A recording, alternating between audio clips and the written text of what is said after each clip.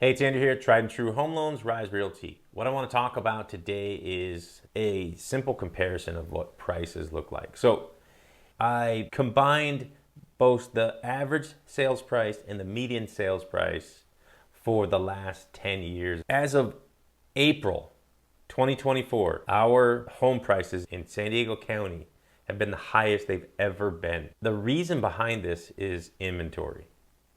Low inventory is driving these prices up. The interest rates are the only thing holding prices back from going up even more. We're at $899 for our median sales price. Now, if we circle back to May of 2022, the peak of COVID, it was $855. We're already like 3% higher than that. It's crazy. We're at like 1.2 million right now, where the average sale price at the peak of COVID was like 950, 960,000.